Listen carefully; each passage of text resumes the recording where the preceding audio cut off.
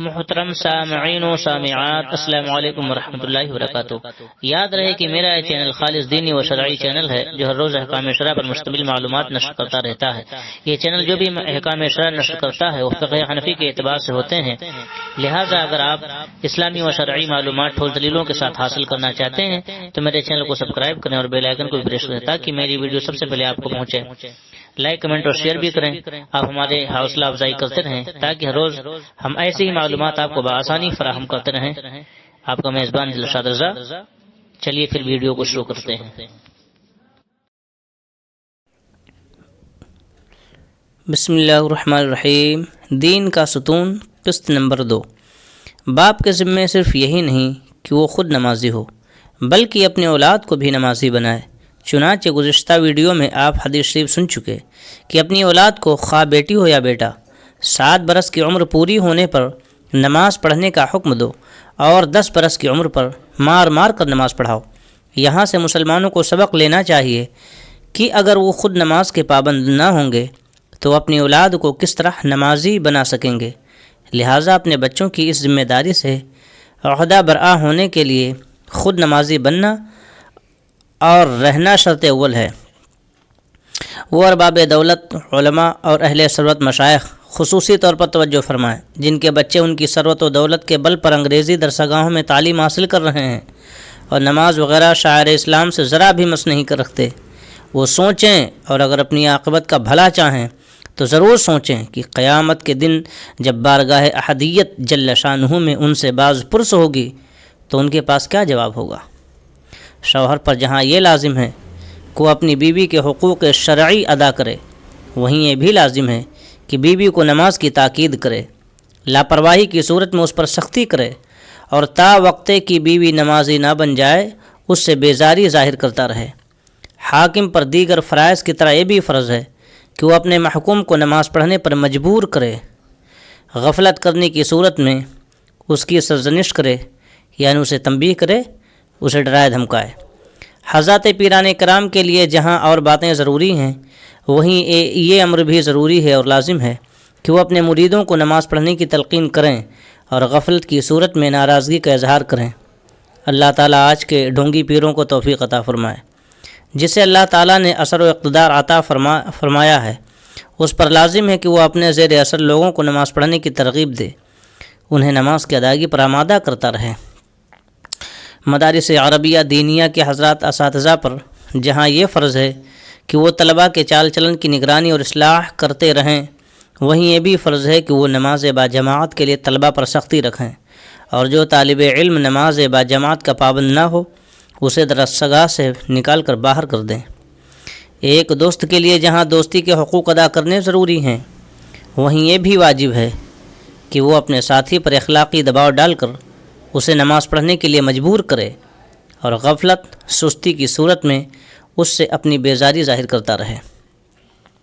جو عورت اپنے حسن کردار و حسن اخلاق کی بدولت شوہر کو اپنا گرویدہ کر چکی ہے، وہ اگر چاہے تو اپنے حسن تدبیر سے شوہر کو نمازی بنا سکتی ہے، لیکن حاکم اپنے محکوم کو، پیر اپنے مرید کو، عورت اپنے شوہر کو، باپ اپنی اولاد کو، استاذ اپنے شاگرد کو، دوست اپنے ساتھی کو، مرد اپنی بیوی کو، صاحب اقتدار اپنے زیر اثر کو اسی وقت نمازی بنا سکتا ہے، نماز کی ترغیب دے سکتا ہے، نماز پڑھنے پر مجبور کر سکتا ہے، جب کہ وہ خود نمازی ہو، نماز سے عشق رکھتا ہو، تبھی یہ کام ہو سکتا ہے، ورنہ لفاظی سے نہیں۔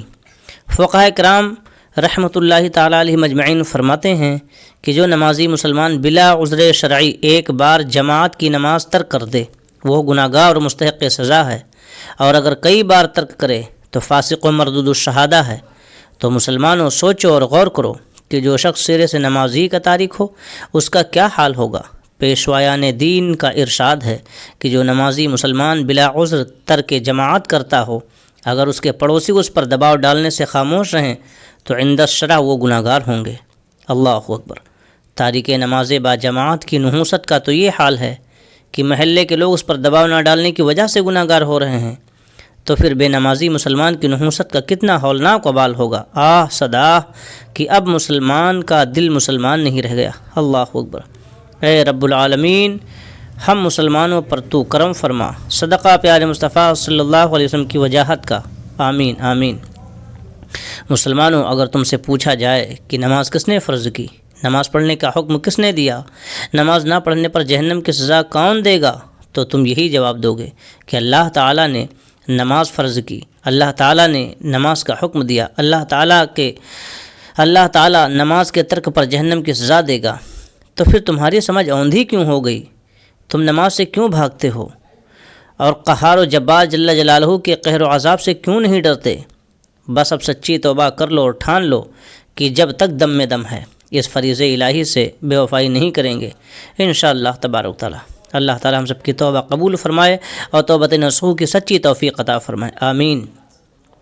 اشد ضروری تنبیہ، مسلمانوں، نماز ایک اہم دینی فریضہ الہی ہے، اس کو صحیح طور سے بجا لانا نہایت ضروری ہے، لہٰذا تم اپنی نماز ایسے امام کے پیچھے پڑھو جو سنی صحیح العقیدہ، صحیح الطہارت، صحیح القرات ہو، نیز فاسق معلن نہ ہو، نماز کے افعال و ارکان سنت کے مطابق بجا لاتا ہو، کسی وہابی، دیوبندی، وہابی غیر مقلد، وہابی تبلیغی، ندوی، نیچری، چکڑالوی، رافضی، مودودی، قادیانی وغیرہ بددین بد مذہب کے پیچھے کسی بھی صورت سے کسی بھی حالت میں بحکم شریعت اسلامیہ نماز ادا نہیں ہو سکتی۔